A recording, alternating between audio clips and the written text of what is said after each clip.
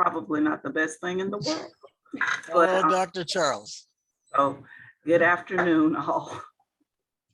If you are still in here as host 500, if you wouldn't mind, please updating your name. And I'd love everyone to just do a quick hello, or just say your name or just something so we can make sure your sound is working, please. Bill Benet, testing 1, 2, 3, 4. Perfect. Thank you, sir. Joe McMillan, 1, 2, 3, 4. Perfect. Cliff Kaiser, 1, 2, 3, 4. Excellent. Thank you. Bruce Strobel, 1, 2, 3, 4. Excellent. Thank you.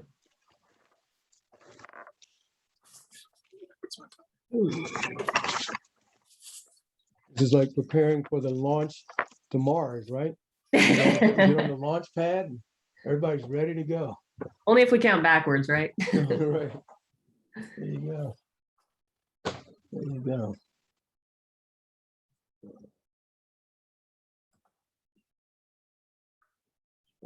Okay. Let's see here. Thank you. I love the consistent background and everything. You guys are prepared. We have to beat, or Dr. Charles will beat us up. You have no clue how hard this was for me to be prepared. I probably got Cliff and Joe totally amazed. I love the bow tie. I love the bow tie. Bow tie is excellent. Yeah. All righty. I'm assuming Mr. Austin received the same link as the moderator. Yes, everyone should have received their links to access the session. Okay. And we start at 3:30, correct? 3:30, right? Correct. Is that Miss Chidwell I saw a minute ago? Sandra? Hey, how you doing, ma'am? Kind of strange not being at the conference this time of the year, sitting down in the lobby somewhere, right? Are your tech support. Oh, That she is? should All be right. very interesting. Uh-huh. Is that Mr. Austin? Let's see. No, my name is Wayne Martin, Starbucks. Wayne Martin. Huh? Love the background, sir. Yeah, I'm changing that right now. we use Microsoft Teams a lot and not Zoom a lot. So Yeah. very unprofessional, but very relaxing background. Soothing. Yes. I Yes. wish I was on a cruise ship out there right now. Absolutely. I really vastly prefer Zoom to Teams. Agreed. I think most do, yeah. I'm not a Teams fan either. I'm the opposite. We use it so much, it's become like second nature. It's Yeah. just something about it. It's just I don't know. I don't have as many interruptions, but nonetheless, I go with what we'll go with what the majority selects. With the majority selects? Yes. Nice to meet you all as well. Thank you. If you wouldn't mind just renaming yourself in Zoom as well, so we can see Sure. your actual name. Thank you. All right. Let me figure out how to do that. Let's see here. See what says participants? At the Yes. bottom, click on that. Okay. In the top right of your screen, you see your name. Yes. Hover to the right of that with your mouse. You should Uh-huh. see more, and then rename. All right. Doing it now. I should let Sandra do that as a chat control, Go up right? to the upper left corner of your screen and click those 3 little buttons and change it that way.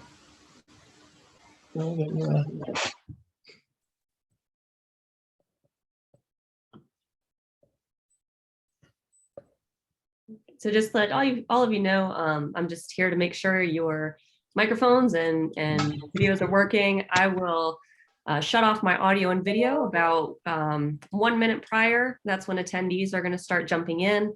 And then I'm going to log out to view from the attendee side and make sure everything's working there. But you've got a lot of help here. And then Danielle knows how to get a hold of me if anything happens. So I'll jump in if needed after we get rolling.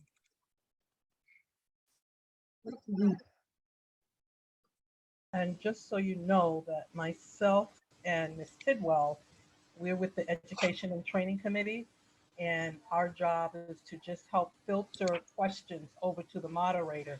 So we will not be on camera for the duration of the discussion. Okay. Lindsay, on my side, I guess you'll pop it to me because I don't see the start. I think it was already hit, actually. I'm looking, I see it's recording. So I think somebody already started it. Oh, okay. All right, I was looking for it. I said, I don't see it. You are the host, though. Oh, okay. Two quick things. For our moderator, we have two sponsors on. Mr. Martin will be representing Starbucks, and if you will allow him to bring his remarks first.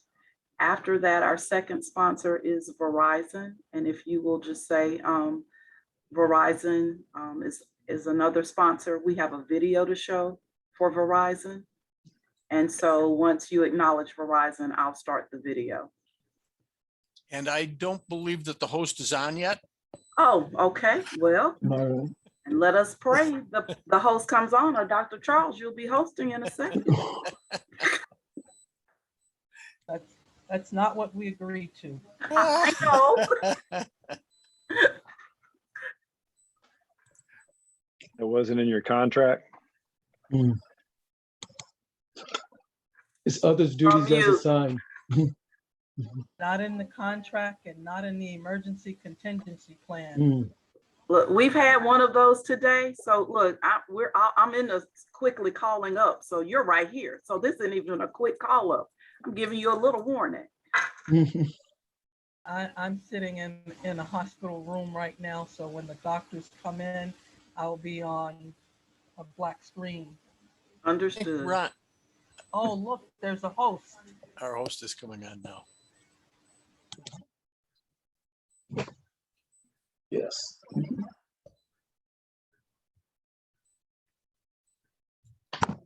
Hello, can folks hear me? Good afternoon. I'm clear. Afternoon, we hear you. Wonderful. Hi, sorry, I was having trouble getting in. Well, we are just glad to have you. Absolutely.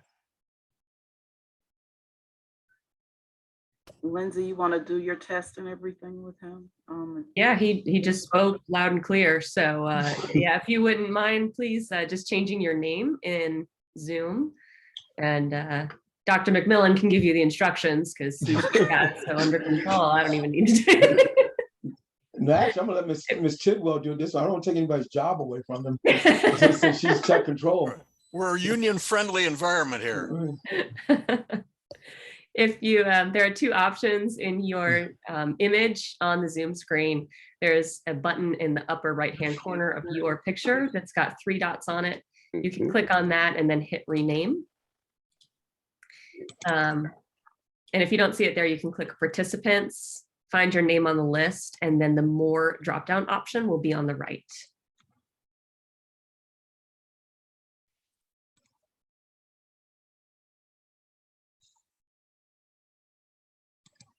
Perfect. Thank you, sir. Thank you. And Lindsay, does the other host or moderator need to have her video and name on? That's Danielle. She's kind of juggling both meetings at the same time. Okay. So yeah, she's kind of emergency support where she needs to be. And I'm hidden, you won't see me. So All right. once I run the video, I am so out of the loop on everything. But I can change it.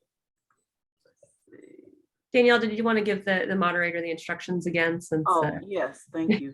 yes, ma'am. Mr. Austin, thank you so much for serving as the moderator for today's session. We have 2 sponsors who we want to acknowledge at the top. The first is Starbucks and Mr. Wayne Martin, who you see on the screen. He will bring greetings on behalf of Starbucks. Okay. After that, we have Verizon, and I will run a video from Verizon. So you'll just say, you know, we want to thank Verizon. And once you say that, I'll start the video. Okay. And am I supposed to introduce the speakers or should they introduce themselves? Whatever is easiest. I think they are all colleagues, so if they can introduce themselves, if that will make it easier. Let them introduce themselves because I've never done like their bios in that way. So I would probably mess them up. So I'm gonna let them say who they are. No problem. Or else I may make some stuff up about them and that could be ugly. So You wouldn't want that. Joe, are you going to lead it off? Yeah, I'll start off. I'm sure that would be better than the real thing. and then for the Q&A, is that going to be, how is that going to be coming to me? My understanding, they sent you the For the questions. and then- Q&A, I am Dr. Sophine Charles, along with my colleague Sandra Tidwell. We will be capturing questions from the chat and filtering them over to you. However, you will also have an opportunity to see the chat. And if you like, you can capture those questions as they come across. Okay. But as the moderator, you have command and control. You can ask them whatever questions you want. You can ask them about their background, their history, and anything else you want to ask them. I'm asking about the worst thing they ever did in life. There you go. Good place. So to I start. get lots of good questions for them. I'm sure you do. Just for clarification, Mr. Austin, did you get the I think Dr. Charles and Dr. McMillan had developed some preliminary questions. Have you received those? Yes, I have. Okay, I have all right. received the preliminary questions. And just so you know, just the one thing I try to do in these things is I try to move things pretty quickly. We Because understand. when we have a lot of people talking at length, so I may bounce back and forth a bunch and force you guys to engage in that way. So please, I'm not being rude if you feel like I've cut you off. They've been doing. We've been warned. All right. And then just so I get your honorifics correctly, it's Dr. Bennett, Dr. McMillan, Benet. Benet, perfect, sorry, that could be a problem. Okay. And then should I go with Mr. Is it Kaiser? Kaiser, Kaiser? yes. Okay. And is it Dr. Strobel? Yes, that's correct. Okay. Is it Strobel or Strubble or It's Strobel, but I don't. Strobel? Yeah, Strobel. All right. So Cliff, you and me, oh wait, and you and I are the only non-doctors on this panel, is that correct? Apparently, I'm feeling a little. Yeah, You'll be okay. okay. We just We're got working- out of school sooner, that's what we did. We're working That's on right, him. that's right. We're working on him. You're working on him? Okay. Just let you all know in about 1 minute and 10 seconds, attendees can start joining. So I'm going to go quiet, but good luck to all of you. Thank Thank you, you. Lindsay. And I actually turned my phone off. I don't know if you guys do as much as my phone rings. I Yeah. actually silence it. Yeah. And then we don't actually start for like 5 minutes, correct? 2 minutes. Oh, do we start right on the hour? 3:30, right? Okay, I thought there was a momentary, like waiting 5 minutes to let people on, but Mm. No, kick it sir. off right away. Dr. Charles, we start right on the hour, or right on the half hour, sorry. Yes, sir, right on the half hour. Okay.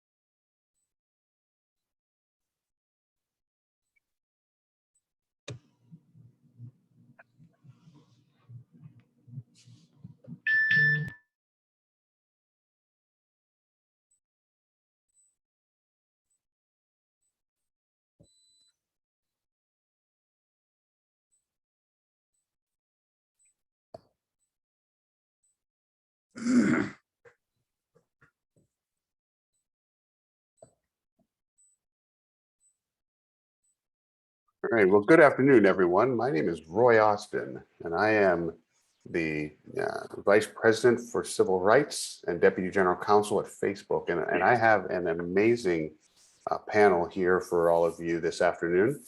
Let me start, though, with our sponsors. We are very fortunate that this panel is being sponsored by Starbucks and Verizon.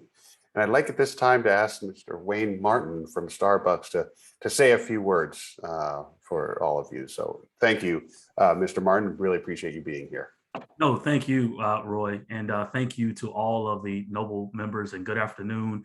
I am here in Atlanta. I'm a native, and we despise the nickname Hotlanta, but the city is living up to its name today. So excuse me for not wearing a tie, but it is too hot to have on a tie in Atlanta today.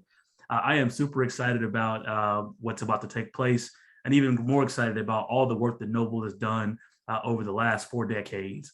As Roy said, my name is Wayne Martin, and I lead government and community affairs for Starbucks in the Southeast. We are so honored to be a part of this year's training conference, and we appreciate the sacrifice the women and men of Noble make each and every day protecting our communities, especially those of color that have to have a unique approach to law enforcement. At Starbucks, we recognize the vital role that Noble and law enforcement plays in our neighborhoods on an everyday basis. In support of our leadership, in support of your leadership, Starbucks has hosted over 1,500 coffee with a cop conversation, and we've donated thousands of cups of coffee to first responders since the onset of the pandemic. We have proudly supported Noble, and we've had important Noble training events. And most recently, we worked with the Georgia chapter to host a successful roundtable with several Metro Atlanta Noble members, chiefs of police, as well as members of the sheriff departments throughout the city. And we did that conversation in concert with Starbucks partners. It was very productive, very successful, and we're looking forward to continuing those kinds of conversations. We've also supported most recently the CEO conference that Noble had earlier in the spring. So we are great Noble partners. We appreciate all that Noble does. We are looking forward to our continued partnership with Noble as we both work together to strengthen the communities we collectively serve. And we are thankful and looking forward to this great and fantastic panel that's going to take place on today. So thank you again, Roy. And I've always wanted to be a newscaster, so I feel like I'm on CNN. Back to you in the studio. Well, thank you so much, Wayne. Really appreciate it, and really appreciate your sponsorship of this panel and the work that you've done with Noble. And then our second sponsor, as mentioned, was Verizon. And I think we have someone who's going to say a few words from Verizon here.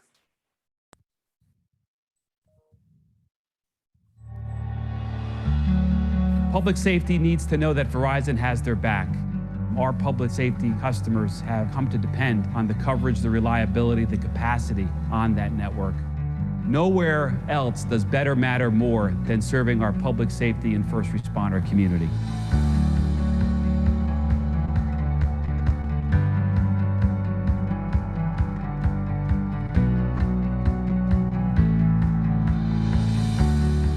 Supporting public safety and those who support our communities is part of our DNA. And we believe that helping to restore communications is vitally important in helping to restore normalcy to our communities. Verizon has a crisis response team available 24/7 to ensure law enforcement and public safety have the network access and support that they need. Public safety officials run to a crisis. Verizon runs to a crisis. Reliable communications is the key, and we know that the Verizon response team is always available to us to make sure that we have the communications we need without any interruption. We don't begin thinking about network reliability when an emergency happens. We prepare year-round. We engage in disaster recovery drills internally and hold live crisis response exercises alongside first responders. We can bring cows, cell on wheels, Colts, cells on a light truck, Spots, satellite pico cell on a trailer. We can also bring mobile command centers and Big Red. All of those assets are designed to keep first responders connected 24/7 so they can complete their mission. Their ability to respond instantly and get us that ability so quickly, that's very reassuring to a police chief.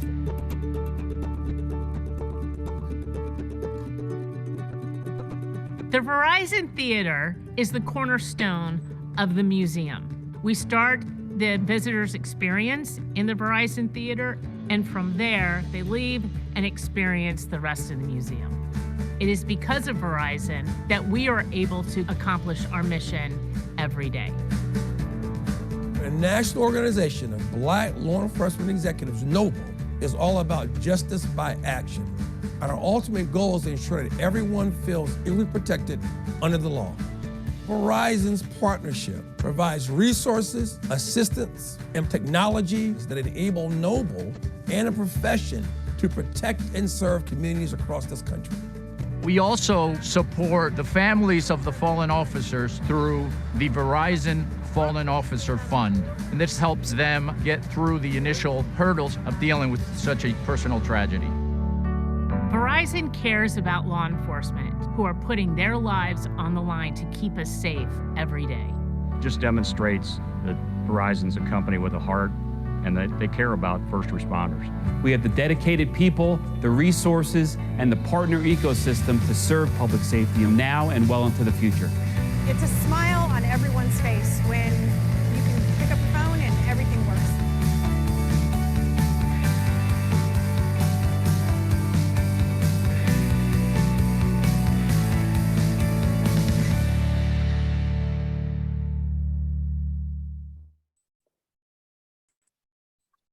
Well, again, a huge thank you to our sponsors, Starbucks and Verizon, for their support of this amazing panel. Many of you are probably looking at me and wondering what I'm doing on this panel with these esteemed guests. And just the real quick on me is I started my career as a prosecutor at the Department of Justice, moved on to work in the Obama White House as a deputy assistant to the president for urban affairs, justice, and opportunity. And in both of those jobs, I had an opportunity to work very closely with many, many Noble members and Noble leadership, and always had a really a great relationship with Noble. So very grateful that they have asked me to moderate this panel. Now, we have these esteemed guests here, and I could sit here and tell you about them, but what I'd actually prefer to do to make sure that it's right is I'm going to have them tell you about themselves. So we're going to start with Dr. McMillan. And Dr. McMillan, could you please tell the audience a little bit about yourself?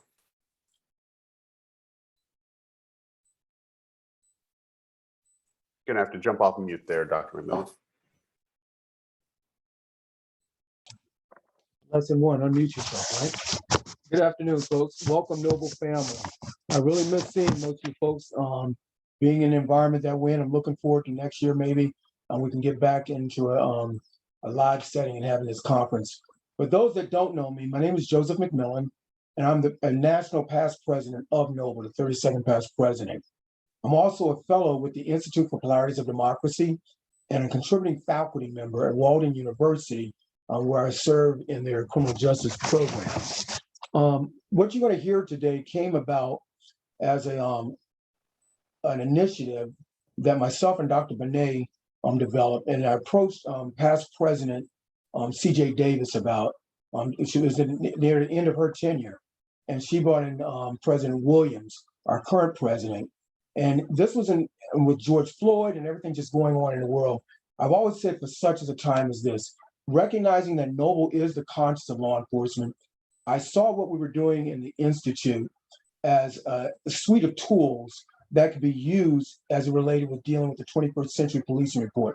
As many of you know, that great body of work somewhat got shelved over the last 4 years, but I always saw it as a structural base for departments in our communities across the country.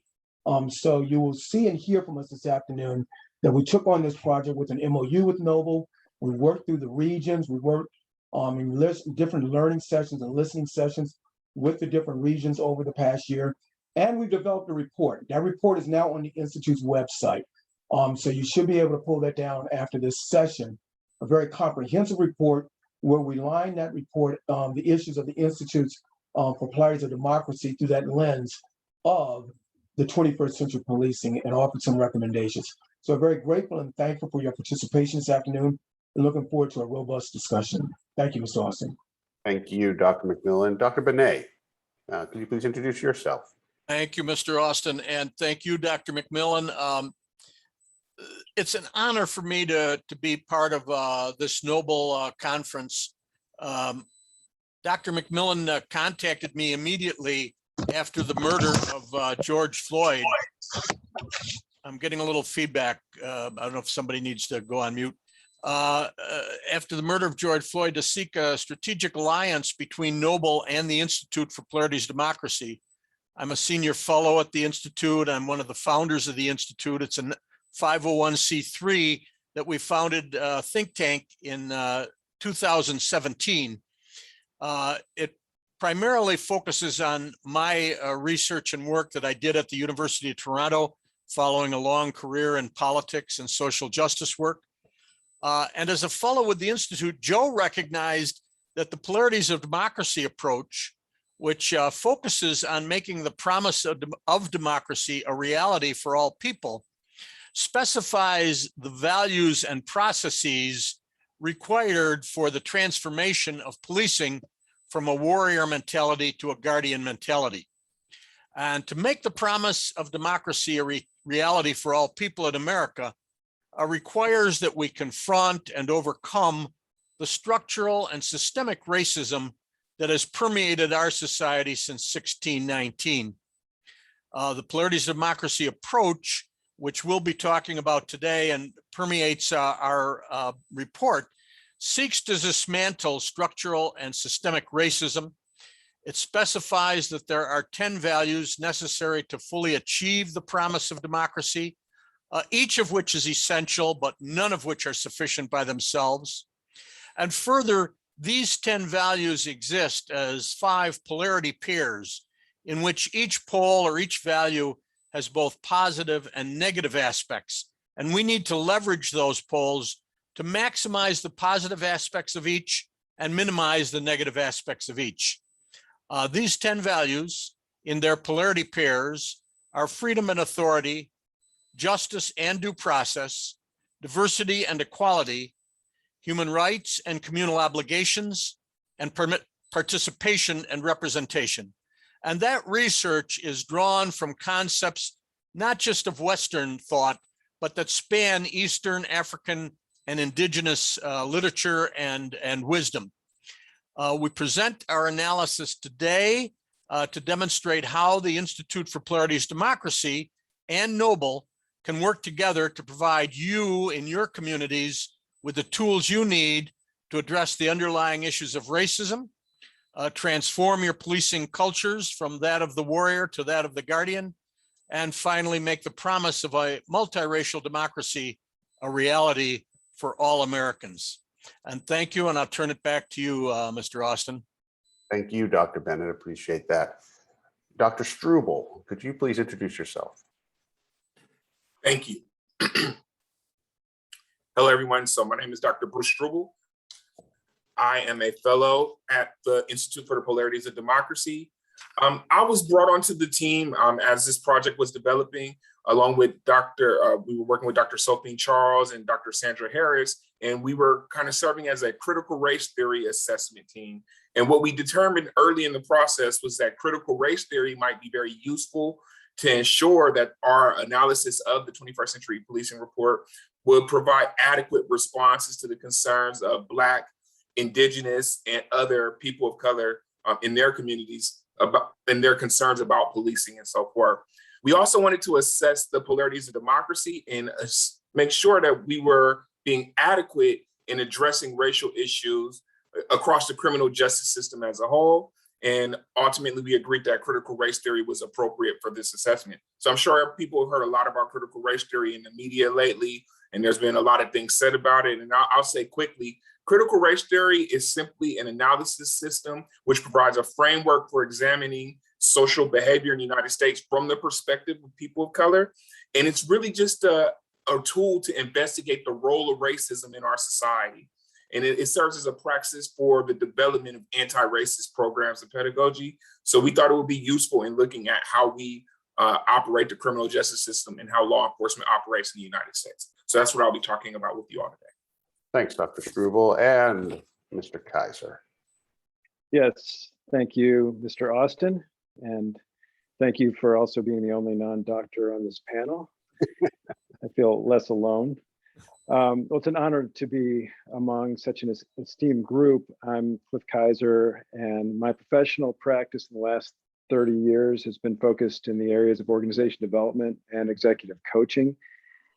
And it's interesting, I remember in 2004, and I think it was my organization development master's program, someone said, hey, there's this polarity lens and approach out there. It's really powerful. But it really took experiencing it to, before I truly, appreciated that power. And that happened in 2006. I was vice president of organization development, and I hired Barry Johnson to help the organization I was working with a rebranding effort. And that rebranding effort quickly spread to other initiatives, leadership development, team development, other organization development activities. So I experienced the transformative power directly, and I've been using it and teaching it worldwide ever since. And since I've become a partner with Barry Johnson at Polarity Partnerships, and now a founder and senior fellow of the Institute. And I think one of the reasons that I appreciate this approach has to do with the ability that it has to really, just cut to the root cause of dysfunction. And that dysfunction, that root of dysfunction is when or thinking solutions are misapplied to challenges and opportunities that require thinking with and. Racism has roots in this misapplication. You don't need, me to tell you. Power and privilege combined with or thinking equals oppression for some. And fulfilling the promise of democracy requires and thinking. Bill mentioned diversity and equality, human rights and communal obligations, et cetera. These aren't or tensions, they're and tensions. So I'm bumping up against my time here, but let me just end by saying that the best way I know to be an ally for those who don't occupy the long list of demographic categories of power and privilege that I happen to have landed in is to use this approach to help fulfill the promise of democracy for leaders and teams, organizations, and communities. So I'll stop there, but thank you. Thank you, Mr. Kaiser. Appreciate that. So one thing, I want the audience just to get to know you all just a little bit. And so I don't want your full resumes, but just real quick, give a rundown on just some of the relevant jobs that you have held so that they recognize each of you a little bit better. And I'm gonna start with Dr. Benet on this one. Just a couple just real quick tidbits of your resume. Well, it goes back a little ways. I started as a junior in high school in 1960. That gives something away. I'm in Rochester, New York. And the civil rights movement was becoming active in the South. And I looked around at my high school, an integrated high school, and it was totally segregated. I never had a black student in my classes in the 4 years that I was there. So that began my journey. I worked for 30 years in nonprofit work, starting out with Genesee Ecumenical Ministries, working on interracial, intercultural understanding with the Rochester City School District. I was also an elected official in Rochester for 30 years as a member of the Monroe County Legislature, where I was majority leader for 5 years. And then late in life, I went back to the University of Toronto to get my doctorate because I was frustrated. Even though I'd had all of these wonderful successes throughout my career, I had not been able to bring about systemic change regarding the racism that I'd begun working on as a junior in high school. So that's kind of what brought me here. The last 12 years, I've been at Walden University mentoring doctoral students and trying to foster their interest in social justice. And Dr. McMillan came to me with that interest already well in hand and was introduced to the Polarities democracy through his work with me. Wonderful. Thanks, Dr. Benet. Dr. Strobel, just real quick, a little bit just about your background. I'm originally from Los Angeles, California. I ended up going to Florida A&M University in Tallahassee, Florida. I now reside there. I work with the city. I also do anti-racism education for several organizations across the country. I'm a member of, I think I mentioned I'm already a member of the Institute of Polarities of Democracy. And I studied under Dr. Bill Benet for my doctoral research at Walden University, where I did extensive research on African-American communities and how they were responding to racism within the lens of the polarities of democracy and critical race theory. Wonderful. Mr. Kaiser, just a little bit about your background. Sure. I'll make it quick. Well, my first kind of big boy career was in human resources. I have a master's in human resources, and I was the corporate manager of human resources for an international development consulting firm, and then the Washington Post company. And then I got interested in organization development, got my master's in organization development, and took a lateral position at the Washington Post. So that's where I cut my teeth in organization development, is working in OD for the Washington Post, and then became a vice president of OD for a bank, and then went out on my own, started my own consulting firm. Wonderful. Dr. McMillan, I'm pretty sure everybody here knows you, but for that one person out in this audience who doesn't know your professional background, you want to just go through it real quick?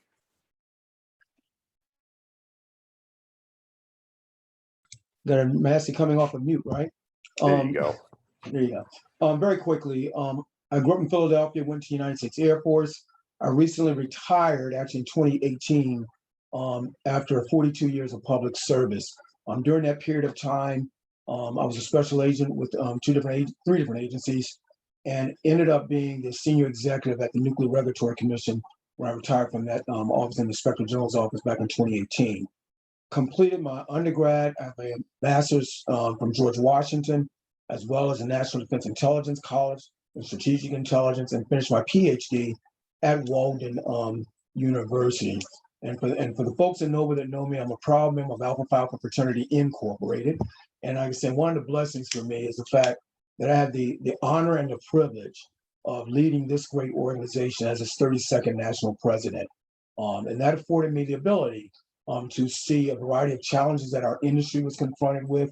And with that as a background, and as well as my professional background, I see this type of work as the next phase of life. That's it. All right, thank you, Dr. McMillan. So all of you are experts on the lens of polarities of democracy. So I'm gonna let you guys decide. Explain it in, as quick a format as you can to the people listening here. What exactly is this this document, this research that was put together here? I'm not sure if it's Dr. McMillan or Dr. Benet wants to take the lead on what exactly is this? I'll jump off and then ask Dr. Benet to fill in some blanks here for me. When you talk about the lens of polarities of democracy, I look at that, and this is the conversation we've had internally, it's the value sets.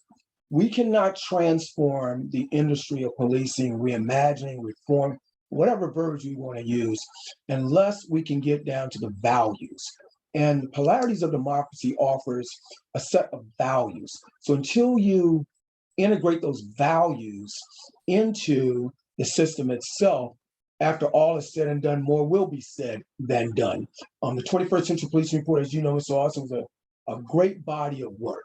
But no matter what you do structurally, and crossing the T's and dotting the I's, if you don't integrate those values into the people that are executing, it will be more will be said than done. So that's how I look at the lens, if you would, of the polarities of democracy. And Bill, you might, Dr. Benet might want to add a little bit to that. Thank you, Dr. McMillan. I'm going to let Cliff come in a little later because I know he's going to talk about Barry Johnson's work, which served as my conceptual framework for developing the theory. But as I said, I had been frustrated, even though I had great individual successes, lots of wonderful legislation that I passed. I had not been able to be successful in bringing about institutional change and changes to the structural and systemic racism that we find in our societies. And so I went to the University of Toronto specifically to explore that, how we bring about that kind of social change, how we make the promise of democracy a reality for all people. You know, our founding fathers gave us wonderful documents. They also owned slaves. And we know that that promise of democracy was just for white guys who owned slaves in 1776. And it's been a 250-year struggle for the rest of us to get some piece of that democracy. And we're a long way from getting there yet, as you know. So this framework, along with the processes that we'll be talking about available through the Institute, applying the polarity assessment processes, give us the tools to both understand the values, where we're coming short, what needs to be changed in order to successfully address the systemic and structural racism, as well as the processes for allowing that to happen. And bringing together, the wonderful thing about both and thinking is it can bring together people from the left and the right. It doesn't mean that we always have to be at war with each other. We can understand the positive aspects of each of our beliefs and the negative things and find a common ground. Now, that doesn't mean for everybody. There are going to be bad actors out there. And let me just finish with that, because I believe that our work is applicable for about 75% of the general population, including police and including communities.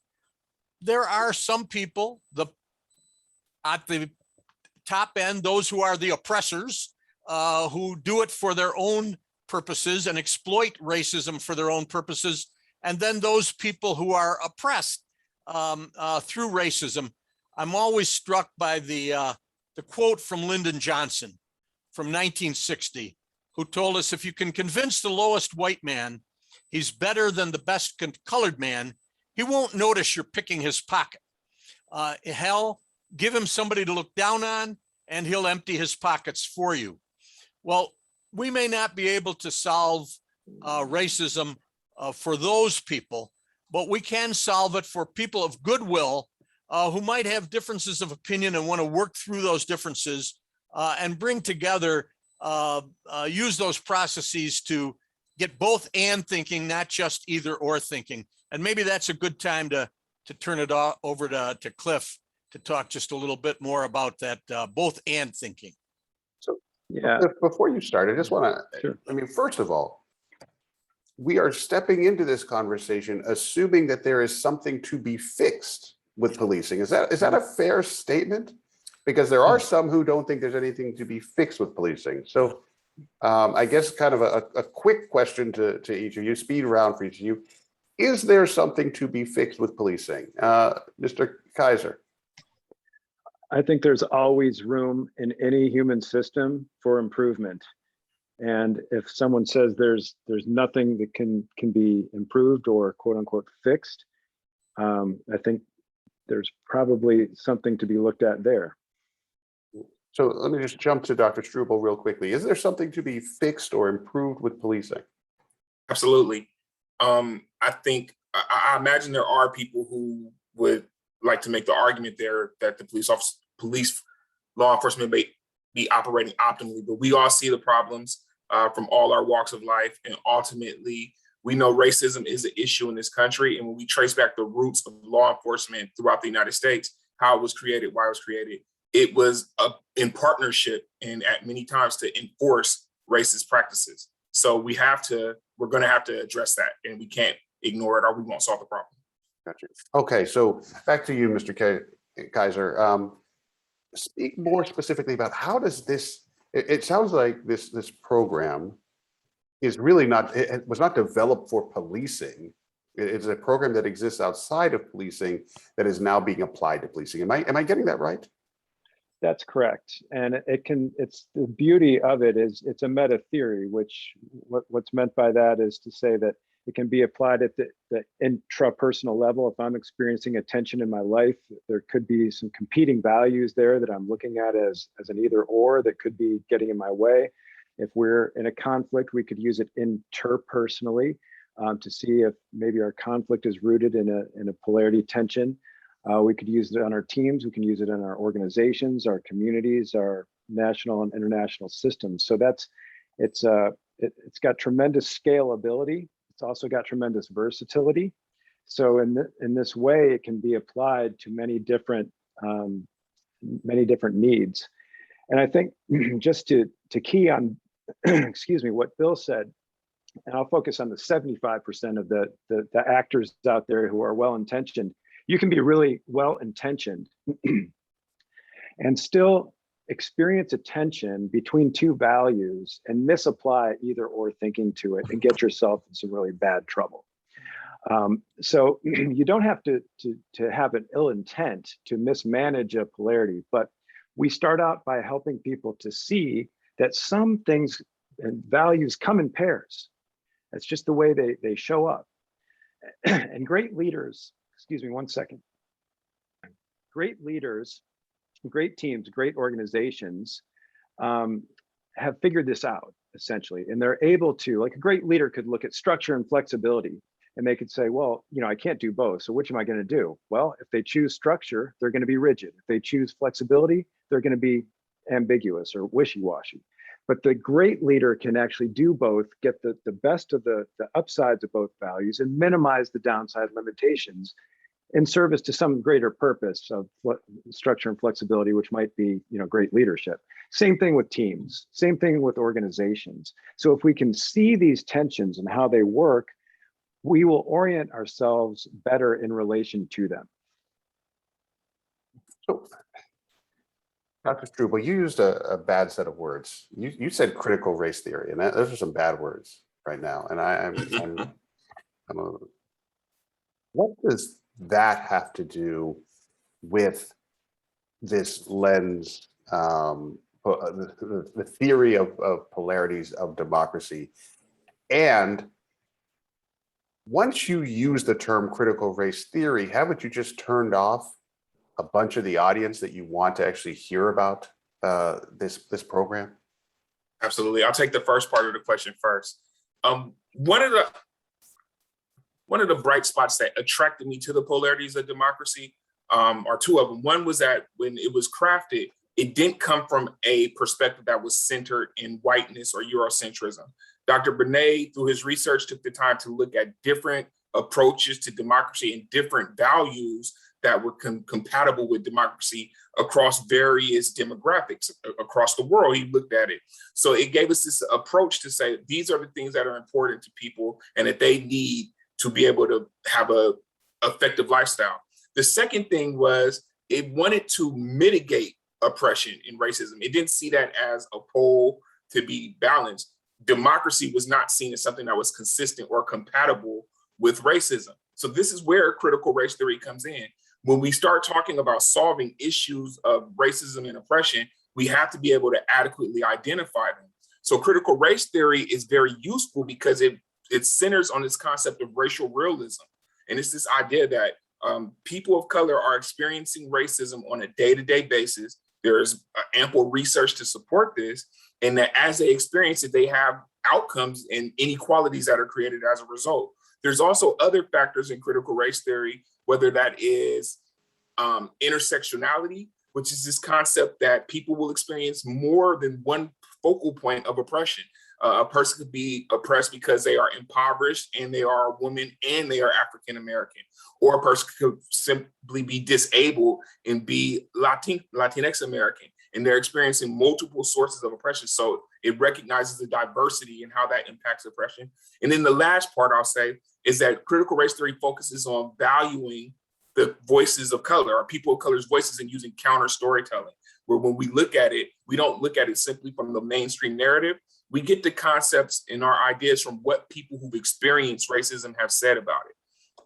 So that leads to your second question. When we use the term critical race theory, do we lose some of the audience? I believe that's so, but I don't know that those people could always be reached. But ultimately, people who understand that there's a problem and they are seeking to fix it, they're going to have to adopt this idea that there's this elephant in the room. You know, if we try to take incremental approaches, if we try to just focus on one officer at a time, if we don't solve the systemic issues, then we won't be able to address that problem. Could I just jump in, Absolutely. Mr. Austin? Absolutely. The critical race theory right now is being totally misconstrued and misrepresented in terms of what it is. And it's being done, that's being done deliberately by the people I talked about before, the people who have positions of privilege and power and want to hold on to them at any cost, and use racism in a very cynical way to convince some people that somehow acknowledging the racism of our society is not valuable or not patriotic. And I consider myself to be a tremendous patriot. Joe McMillan considers himself to be a tremendous patriot. We've both served in the military, Joe for a lot longer than myself. But we understand that to be a patriot means to confront the failures of our country to live up to its promise. Critical race theory does nothing except explain those places where we haven't lived up to our promise. That's all it does. Once we know that, then we have to decide if we're going to try to do something about that and what we can do about that. And that's where Polarities of Democracy comes in. We offer solutions to overcome the racism and the structural institutional racism that's identified through critical race theory. Thank you, Dr. Benet. Appreciate those comments. Dr. McMillan, let's start digging in now into actually how we apply these ideas to policing. Can you make that connection for folks who are listening? Sure, I will. One of the most important things for us when we took the project on, looking at the 21st Century Policing Report as a structure, we selected and identified initially 3 pillars. And those pillars were trust and legitimacy, policies and procedures, community policing, crime reduction, and then ultimately mobilized us to take a look at training and education as well. And it was very important for us that as Dr. Benet and I went through analyzing the report, analyzing the recommendations, that where we could see that the value sets of the polarities of democracy were integrated in virtually every recommendation and action step that was being postured by the commissioners as a part of that 21st Century Policing Report. It's to have the conversation in law enforcement or in the criminal justice system. First, you got to recognize that there's an issue there to be had.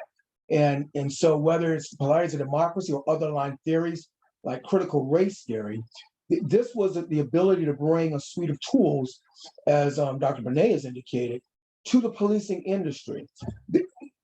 Most men and women get up every day in policing to go to protect and serve. However, there, as we can see demonstrated across the country and in some segments around the world, everybody's not fulfilling that. When you're talking about a democratic society, when you're talking about changing this concept of being a warrior to that of a guardian, there's got to be something that helps carry you there. So whether you're talking about justice and due process, which are what justice looks like to me as a practitioner is not necessarily something to a community activist in that community. If I'm over enforcing in that community, commensurate with the demographics of that community, how can we truly say that that's not an oppressive approach? So what the polarities of democracy allows you to do with those 10 peers is to work with communities, is to work with the police departments and truly assess not only where they are, but where they should be in being more integrated into those communities to change this. We cannot sustain a society where policing is always viewed. I grew up in Philadelphia, and the police, when I grew up, they weren't the people you ran away from. You didn't run away from them. If your parents told you got a problem, find a police officer somewhere in the corner, go there. You got situations right now, unfortunately, because of some bad apples within the industry, as well as the system itself, creating an environment where people don't see us as the protector. They see us as an oppressor. And that until you change that calculus, until you change that dynamic, and this is a process that helps move that dynamic, and Cliff can talk about a couple of things that have been done around the United States where polarity thinking has been used in and of itself to help alter relationships. This is about changing the relationships through the value sets of the polarities of democracy. Thank you, Dr. McMillan. Well, Mr. Kaiser, he called you out as someone who would put some meat on these bones and tell of specific instances where the polarities of democracy have been used to success in policing. Can you give us a couple of those? Sure, sure. Well, three examples come to mind. One, I wrote a chapter for the Oxford Handbook of Organizational Paradox about this. There was a case study in Charleston, South Carolina. It's where Chief Greg Mullen was exposed to polarity thinking by a local person in my field, and said, "Gosh, I think these polarities that you're describing, that you're talking about to this group, are present in law enforcement, and can I meet with you?" So they connected, and what I'm going to do is I'm just going to quickly put in the chat, because I happen to have these links just available. There are two examples of police department strategies, 2 5-year plans, one between 2010 and 2015 and the other 2015 to 2019. If you scroll through that strategy, you will see a series of what we call polarity maps.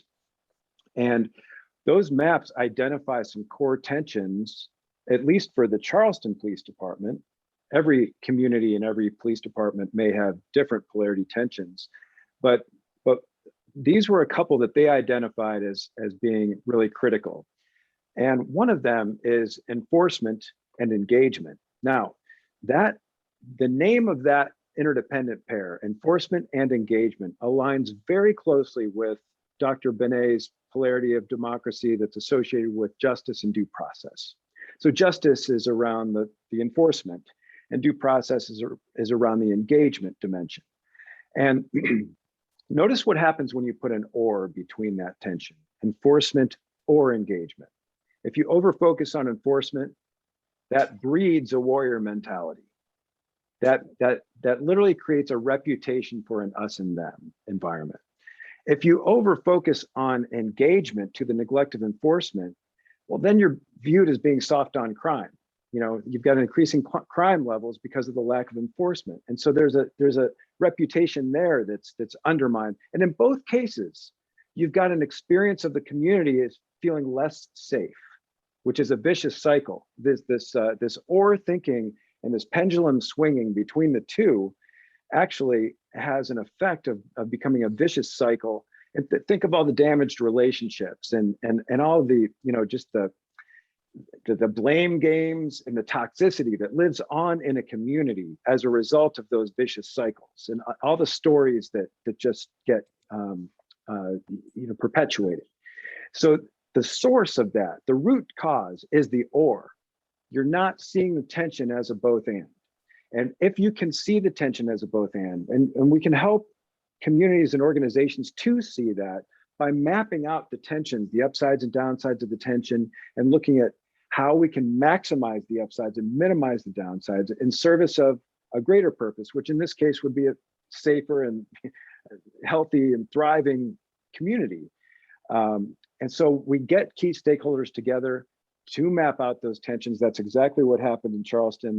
The police department engaged members of the community, people in government, people in religious communities, activists, police members themselves, and they mapped out these tensions and they developed strategies that were focused on maximizing those upsides and minimizing the downsides.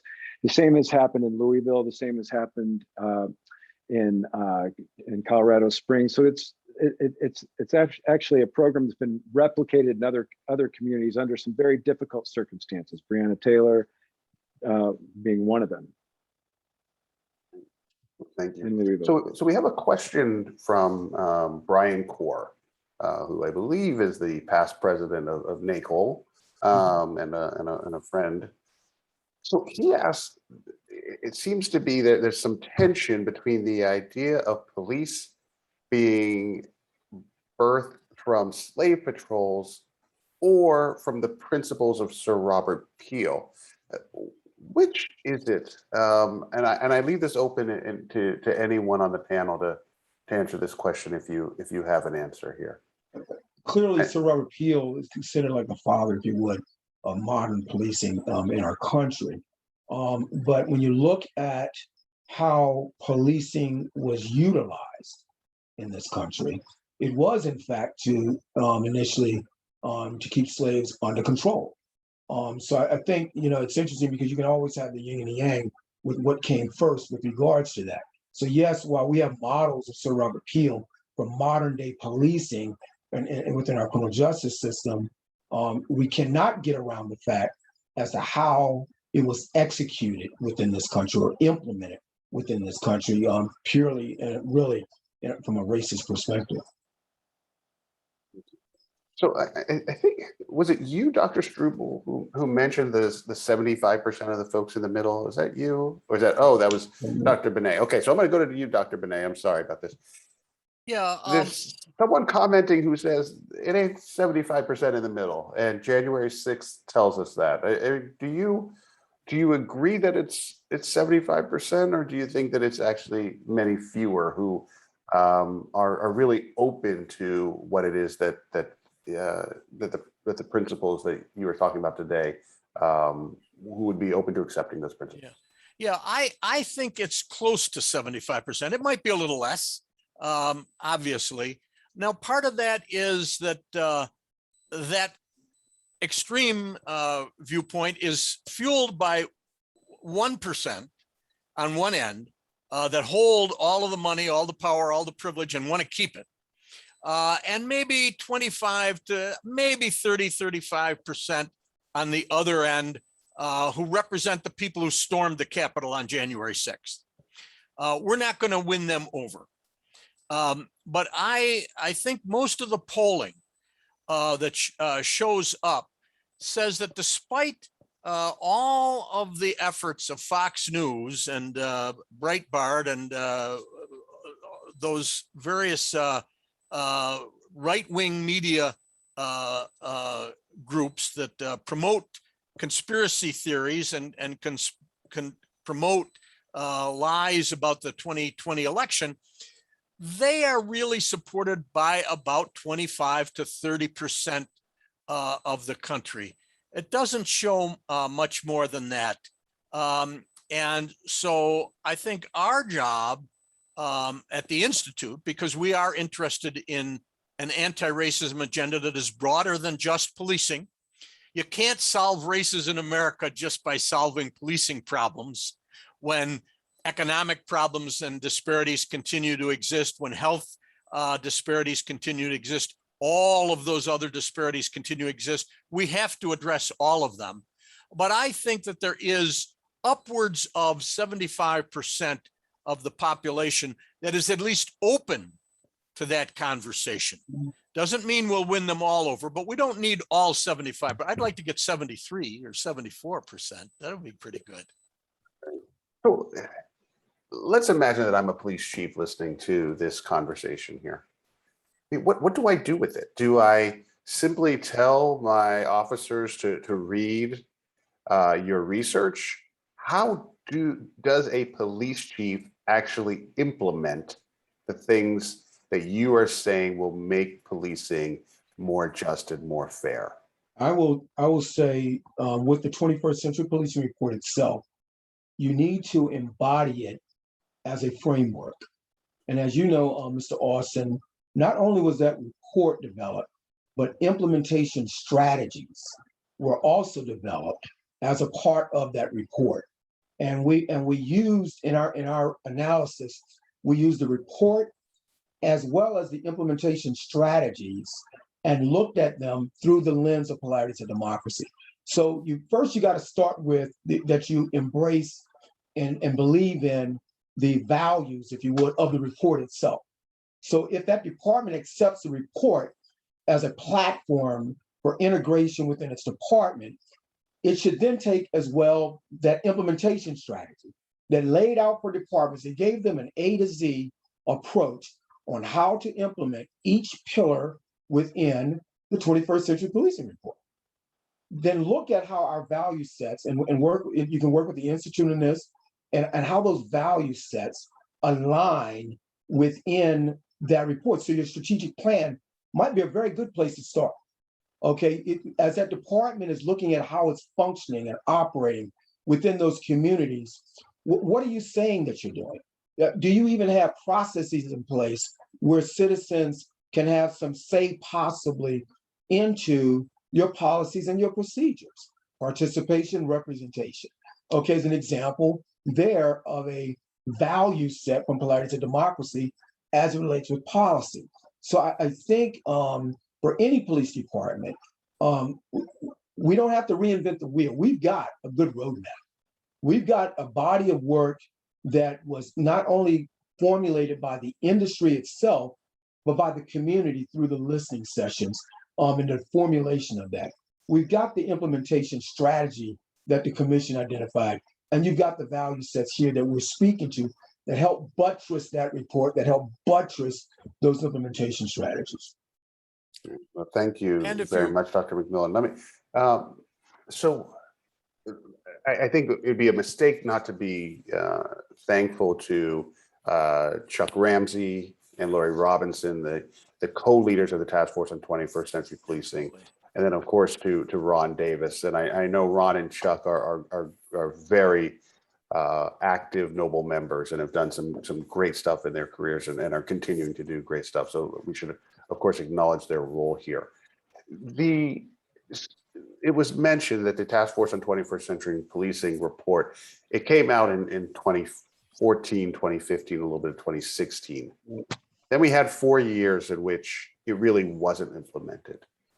Let me give this to Dr. Strobel. Do you think that we can put it back into play after kind of 4 years of sitting on the shelf, or was it never out of play?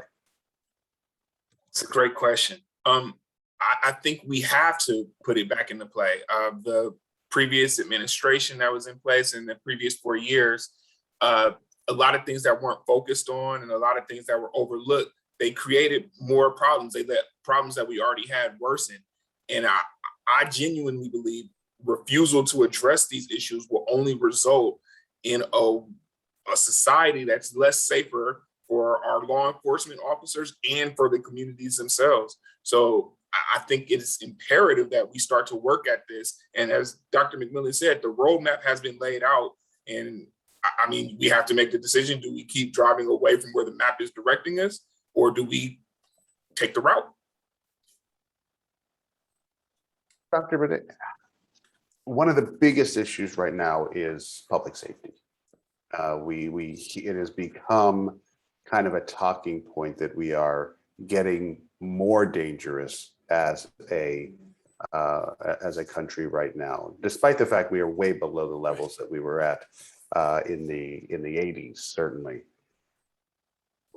What will the impact, how will we know that the principles of democracy are in the polarities of democracy are in effect, are actually being effectively implemented by a police department, police chief? Thank you, Mr. Ross. You raise a great point there. And as I said before, you can't look to policing alone to solve the problems of making democracy, the promise of democracy, a reality. We'll know that it's working when we've addressed the economic disparities that exist, when we've addressed the home ownership disparities that exist, when we address the health disparities that exist. All of those disparities have their roots in structural and systemic racism. And that's why, again, I come back to the critical race theory. We need to understand the ways in which the redlining, for example, led to the lack of home ownership among people of color. We need to understand all of those systemic processes that have been in place for 100 years and some are still in place. And we have to be able to resolve that. Polarities of democracy gives us the system to resolve that and the processes to resolve that and the values to resolve that. We have to put it in place. And part of my argument has been that the people who believe in democracy, the people who've been champions for democracy, have failed to get us there because they haven't understood that you had these 10 values, each of which is essential, none of which is sufficient. And the 10 values exist as these 5 polarity pairs, each with positive aspects and each with negative aspects. And all 5 pairs are interrelated. If you mess up one, you're going to mess up the others. So if you want to come to the Institute, we've got a lot of resources to help people understand that and give them the lens to be able to tell when we've actually succeeded in making the promise of democracy a reality for all people. But unless we see the 10 values, unless we see their polarity relationships, and unless we see the interrelationships and the both and thinking that's required to get the positive aspects of each value and minimize the negative aspects, we're never going to get there. And Roy, to put a point on that also, you asked the question, how will we know? I have a habit of saying we're not going to boil the ocean. Well, this is boiling the ocean when you think about it. But we're going to know it when communities look at the industry differently. Right now, the industry is not looked at very favorably for the most part across this country. And no matter what words you put around reimagining, reframing, that the industry is going through something that only when the communities themselves feel that there's not an over enforcement or abuse of power, and they're communicating that and embracing policing as a valuable industry again, that's when you'll know it. And so is it going to take time? Absolutely. But it needs to start now, because we really don't have time in this country to let things continue on the path that it's currently on. We have to change that calculus if we're going to truly move from being viewed as warriors to that of a guardian. We've got to change the calculus. Mr. Kaiser, I want you to follow up on what Dr. McMillan just said, though, because one of the issues that we have here, and this also goes obviously to what Dr. Benet was talking about, one of the issues here is that we do have housing problems, we do have economic problems, we do have mental health problems that we haven't wrapped our arms around as a country and as a society. Someone has to take care of these. The police are the most visible forms of government. So we give them to the police. How are these, how are these polarities of democracy going to change the way we deal with these bigger issues that currently fall on our police departments and our police officers? Well, I'm so glad you mentioned that, because I think what's happening to police is unfair out there. These are systems issues, and they require systemic solutions. And part of what has happened is there's been a projection onto police that they are there to solve all the community problems, as other areas get funding cuts in mental illness or health or economic or whatever.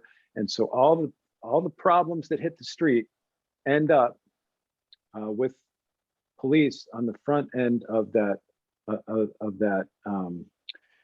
those needs, and the needs are myriad.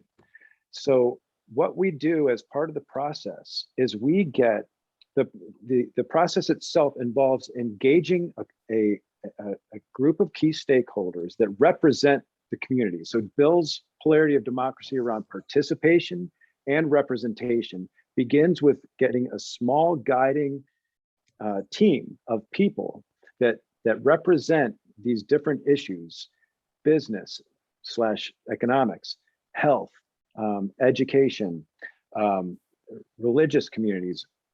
They become the guiding coalition as a representative body to guide the process of engagement. The wisdom is in the community. The wisdom is in the community. All we are doing as part of the process is organizing the wisdom so that people can see how the tensions work in the context of these interdependencies, so that they don't fall into the either or trap. Then figure out how can we maximize the beneficial dimensions of these tensions, minimize the limitations that are associated with an over focus on one pole over the other, in service of some greater purpose. And the greater purpose that pretty much everybody can agree on is that we would really like a safe, thriving community, would we not?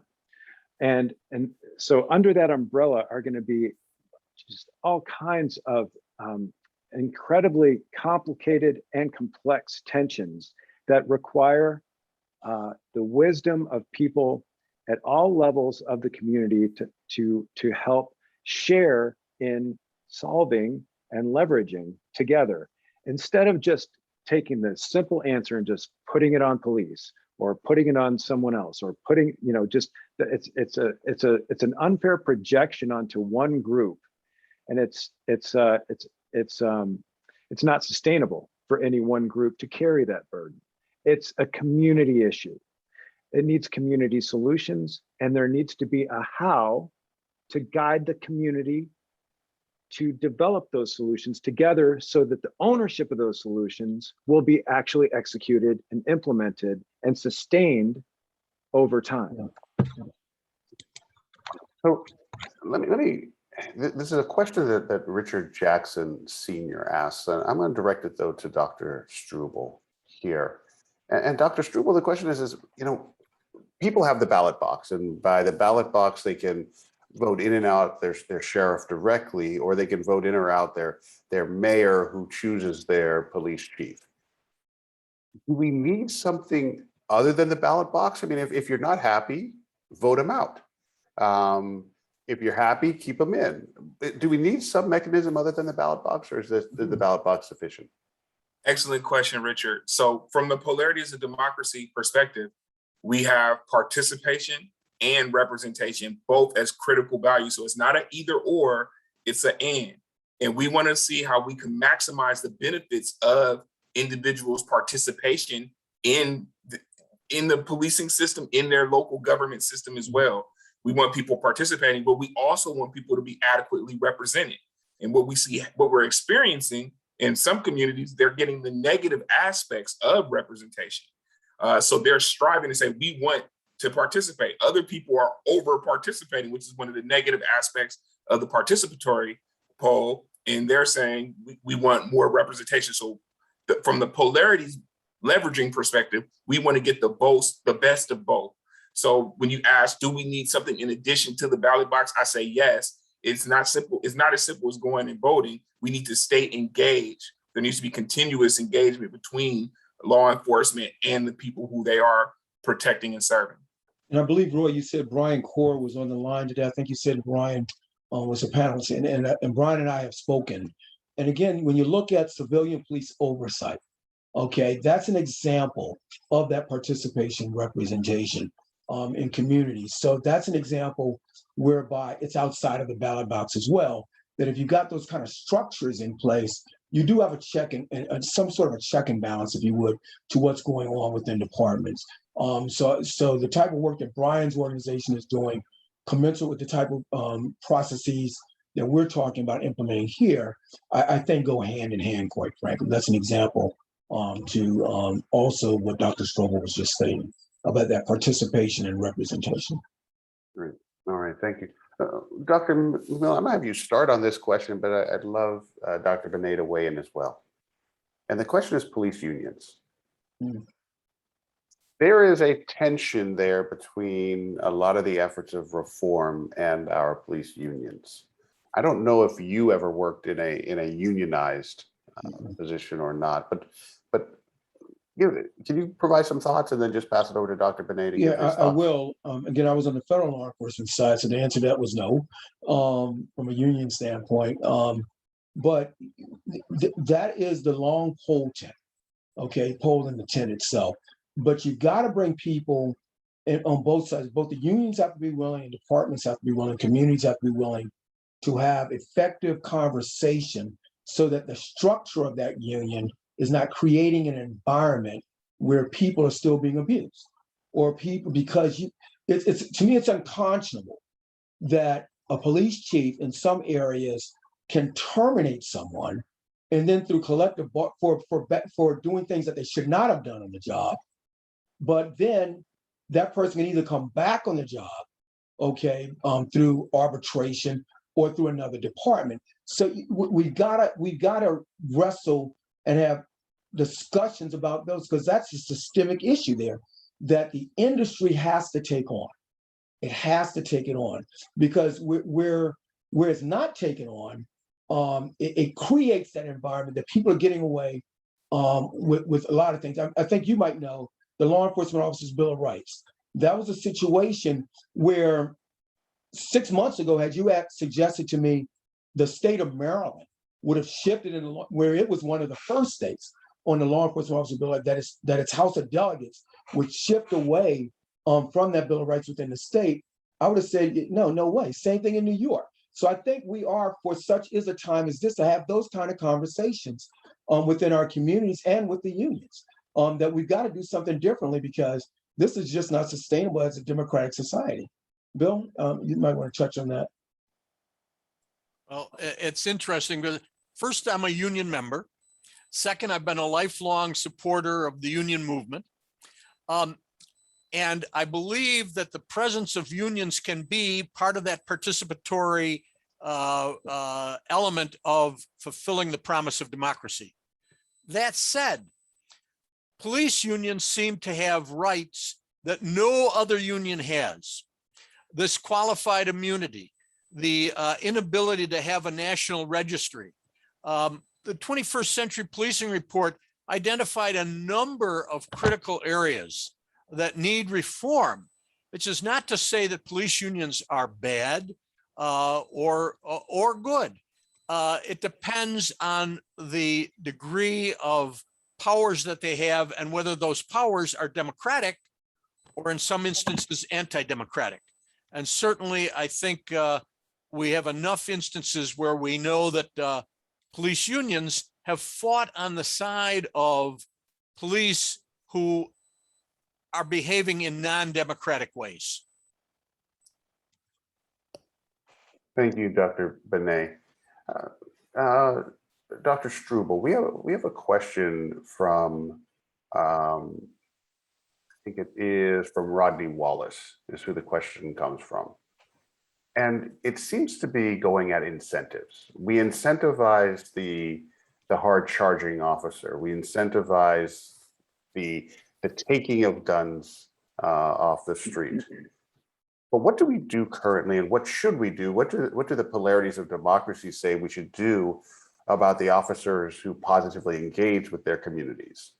Do the polarities of democracy speak to incentivizing certain behaviors? Ultimately, as we look through, if we're democratizing the process, again, we take that in. So I think we talked earlier about enforcement and engagement. We're looking at how we have to uplift both stories. We have to show where enforcement is being done in the correct procedural way. And then we have to look at engagement that's meaningful and is promoting and building trust in the community. Both of those are absolutely necessary. And we believe that any policy or practice that tries to just go to one extreme without focusing on the other is ultimately going to lead us back to somewhere we don't want to be collectively. So again, it's that and thinking, and I'll keep coming back to that, is that's kind of how we approach things from the polarities leveraging system. Thank you. Mr. Kaiser, I think you want to weigh in? Yeah, I wanted to say that we haven't been explicit about our process, but it involves seeing the tension first as an and tension. We can enhance that seeing by mapping the dynamic and the upsides and downsides. And that helps everyone to understand, oh, this kind of works like inhale and exhale. You know, you get oxygen from inhale, you get rid of carbon dioxide from exhale. You can't survive on inhaling alone. You have too much carbon dioxide, and you can't just exhale, you have lack of oxygen. So once people see how the tension works, they orient themselves differently toward it. We can also, because the dynamic is predictable, we can measure it. And people love predictability. They love, knowing what they're dealing with. And we have that with polarities. So we can actually figure out, where are we? Are we in the upsides? Are we in the downsides? And it's going to vary in these tensions we're talking about. It's going to vary community to community. Philadelphia's situation may be different from Berkeley Springs, West Virginia, which may be different from Toledo, Ohio. So we have to have a process that provides structure, but enough flexibility to deal with the unique context and dimensions of the particulars of the community and their history. Because they might be over focusing on engagement to the neglect of enforcement, or the reverse, or other tensions. So assessing is step 3. Once we assess, we can learn where we are and orient ourselves. Okay, now we know where we are. Now what are we going to do about it? And this is my point. The action steps and early warning signs that we develop are strategies to maximize the upside benefits of both poles and their benefits. And then early warning signs help keep us out of the downside. They tell us early, they're like guardrails. They tell us early when we're getting too far in one downside or the other. And this is what creates the leveraging effect. Leveraging is better than balance. It's actually a disproportionate benefit, and it disproportionately keeps you out of the downsides. It doesn't let you sink too far down. So that's the strategy process that an individual community would engage in from start to finish, seeing, mapping, assessing, learning, and leveraging, that would be unique to that community because of their own history, their own context, their own challenges, their et cetera. Dr. McMillan, if you could speak to the current administration or the current legislators, what would you tell them they need to do to be supportive of the Polarities of Democracy program? What do they need to do? You're on mute, Joe. Before this is over, I'm gonna get that mute button right? The first thing I would say, frankly, is the administration's having conversations with organizations like Noble. Noble entered into a partnership with the Institute for us to develop the reporting.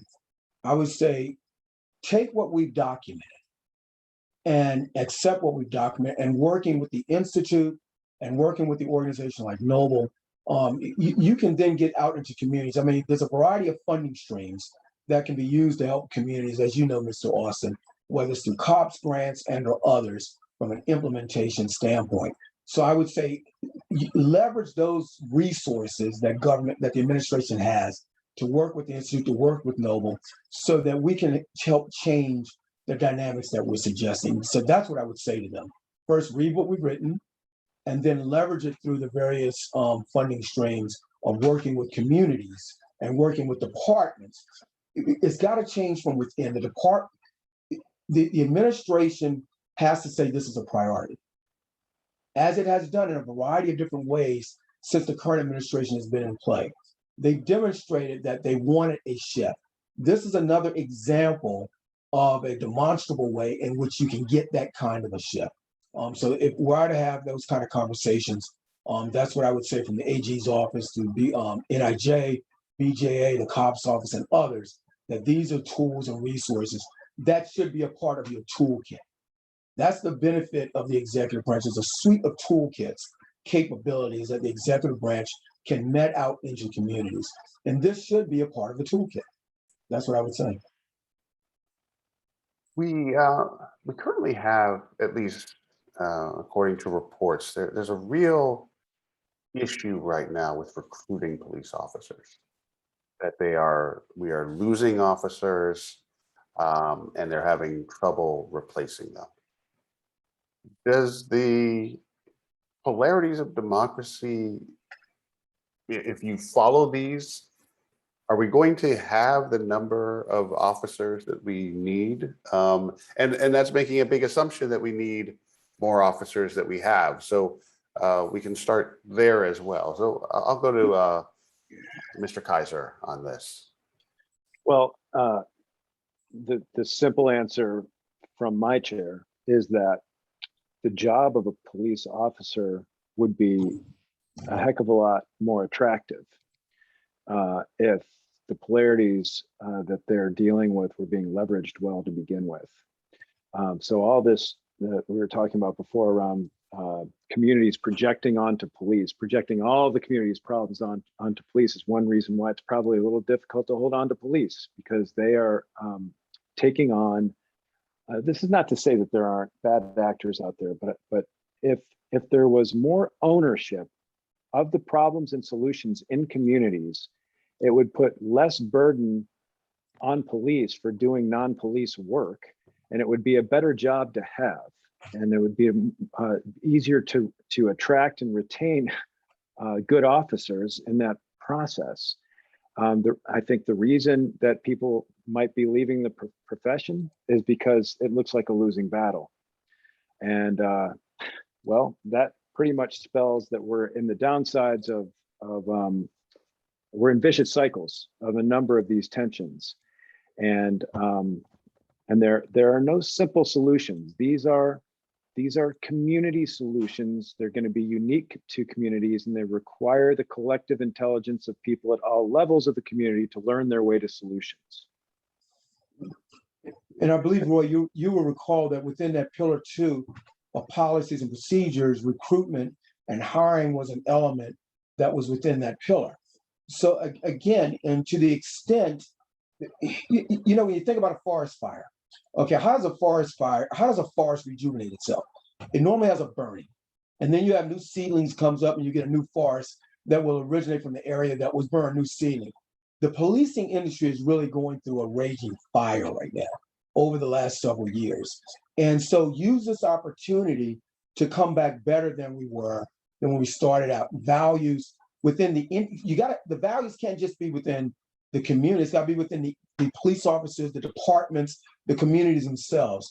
It's a holistic kind of a look. And until people are willing to have that kind of a conversation, again, as I said earlier, after all is said and done, more, so you can have community policing programs all day long, but you got to look at, you know, what are you doing as a part? Are you really changing the dynamic as a part of that conversation of how you're functioning in that area? If you're just hiring the same guys, if you get, I read a journal article recently of, you know, the concept is you get rid of a few bad apples.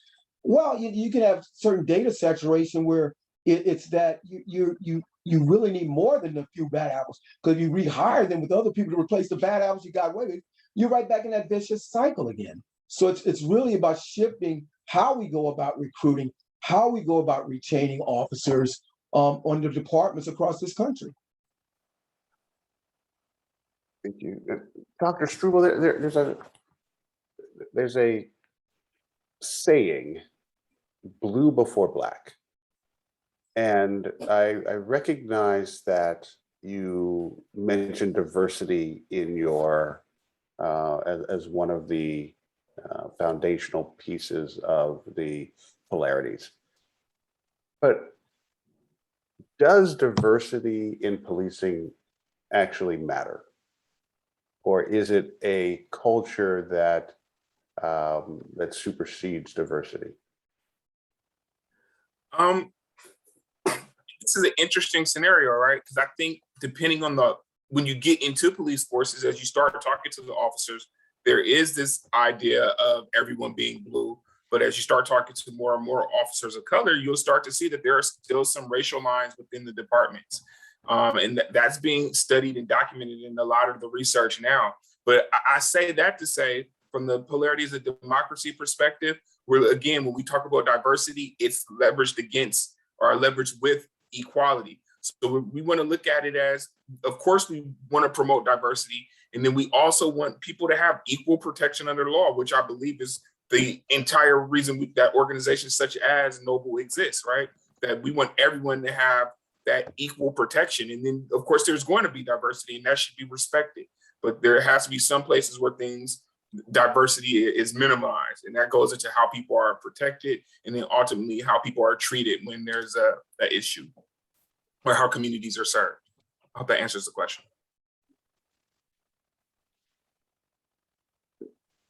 Dr. Benet, what happened in policing over the prior 4 years? What happened? Well, we had, now you're asking for an opinion. And I would have to say that we had for the last 4 years a president and an administration that were anti-democratic. They were pro-authoritarian. And I think that we can have that debate and that discussion, but there's a lot of evidence on that side. And so democracy has been under attack for the past 4 years, and it's been getting worse, not better. I believe in democracy. I still believe in the promise of democracy. I know we've never had it for all people, but I still believe that it ought to be the goal for our country. And we may not get there in my lifetime. We may not get there in your lifetime. But if we fail to engage in the struggle, then we fail. If we don't get there, that's not a failure if we have at least have engaged in the struggle. And the past 4 years have been a very, I mean, look what happened at the photo op for the Bible in front of the church, where the right of people to protest on the streets of Washington, D.C. was violated with tear gas, with rubber bullets, with beatings for no reason other than the chief executive officer wanted to walk across the street and hold up a Bible if he could figure out which way it went up or down. We've had a lot of problems over the past 4 years. And you look at the Department of Justice being used to address personal agendas as opposed to the concept of no one is above the law. If you do that at the very top, how can you expect not to see it at the very bottom? So a question, and I'll just leave this open for anyone to jump in. So some of the police are considered, this is a question from one of our listeners. So some of the police are considered servants of the white community and overseers of the Black community. How does the theory of polarities of democracy impact the power imbalance between the police and communities of color? Someone want to take that on? Joe, do you want to take that on, or do you want me to? Well, you can start. I was thinking through some things in my head from the no, I'm not on mute. From the standpoint that it's a tough job being a police officer. So and I'll say it this way, regardless of ethnicity, you can have a person that is Caucasian, you can have a person that's African American, you can have a person that's Hispanic or Asian Pacific. If they're not embracing the concepts of the polarities of democracy and they're meting out enforcement actions that are antithetical to what they're there to do to protect and serve, then I would say that's where it has to change. We've got to have leadership, and I'm grateful within Noble. We believe in calling a spade when those situations occur, being the conscience of law enforcement. You have to shine bright lights on those communities, regardless of the ethnicity of the person leading the department, that are not going to embrace these concepts, these value sets. So it has to start there, because unfortunately, and there's been historically some parts of the United States that some folks within the community that were just as abusive or oppressive look just like me, as opposed to some other ethnicity. And that's wrong. The policing industry is about rooting that kind of stuff out of the industry in and of itself. We've got to say, we've got to have a different way of doing business, regardless of the ethnicity of the person. But it starts with the leader. It starts with that leader in that department, whether it's a state, local, and or federal agency, that's saying, this is how we're going to function in this democratic society. And you're not going to be abusive. You're not going to be oppressive, because they're antithetical to the desires and the wishes of a democratic society itself. So, Bill? Let me just finalize that answer, Joe, that there are forces of power and privilege that stand in the way of effectively implementing polarities of democracy whether it's in policing or any other system in America. We need to overcome that. We need to understand two things. We need to understand the values. I won't go through those again. I've outlined them, the 10 values. They're all essential, none is sufficient. They're interrelated. And we need to understand the process, because power and privilege is one of the ways in which we fail to leverage polarities. And once we understand the process of effectively leveraging polarities, and we have the values that we need to work towards, then we have the tools to address the source of that power and privilege and have a chance to overcome it. It's a struggle, and it will be a struggle, but it's one that we have to take on if we want to make the promise of democracy a reality for all people. I would love for people who look like me to see how the failure to leverage polarities is actually not in my best interest. If more people like me knew, that looked like me knew that that the power and privilege dimension, if not leveraged well, ultimately hurts me, then I think that the enlightened self-interest would prevail, where they would then seek to leverage the tension. If you just look at, for instance, the tension between self and other, if that's looked at as an or, then my fear is that if I give away any power, that I'm going to lose it, which is the downside. My fear of the downside of focusing on another person is that I might lose. The opposite of that is I gain. The downside of over-focusing on myself to the neglect of other is that I'm viewed as selfish, and ultimately, that's not going to be sustainable. I'm going to get both downsides. I'm going to lose my self-interest, and I'm going to be viewed as selfish over time. And so if I can see that claiming my power and sharing my power over time contributes to a greater purpose where we can all thrive, I might be less inclined to over-focus on my needs to the neglect of another person, because it's not in my self-interest. It's my fear. It's my fear that's guiding the fact that I can't claim my power and share it at the same time. So the root cause of racism, sexism, systemic issues, poverty, is rooted in an overfocus and an assumption that when these values are competing, that you can't have both. And so in any tension, or thinking is overused. And if you just line up different poles of polarity, self, other, part, whole, then you can see how it's easy to overfocus on certain poles to the neglect of other poles, and you get into a vicious cycle, a hyper vicious cycle on multiple levels. And it's all rooted in the fact that I can't supplement or thinking with and thinking. That's the poison pill.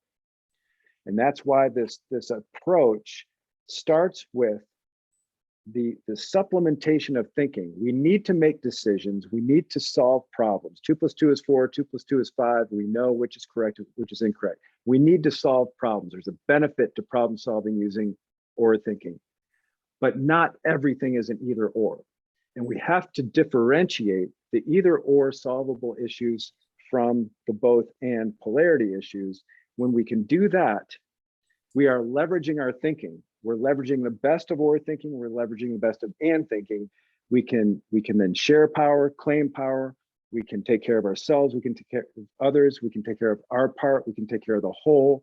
And then we're into the world of and, which is the world of interdependency, and we can create leverage. But you cannot create leverage in these tensions using or thinking alone. It's just not possible. Or thinking alone is not up to the task. All right. Well, Mr. Kaiser, thank you for that. And what I would say is this has been an absolute pleasure. I have enjoyed this conversation greatly. I enjoy and think that the polarities of democracy way of looking at policing. It's an important way for folks to look at it. And we need to have some real change for purposes of public safety and fairness. So with that, I see that our time is now up. So let me just again say thank you to you. Thank you to our sponsors, Starbucks and Verizon. And of course, an enormous thank you to Noble just for existing, just for being such a powerful and important organization, and just for really trying to make this country and this world a better place for all of us. So with that, I say thank you and goodbye to all. Thank you very much. Thank you. Thank you. Great job. Yeah, thank you, Roy.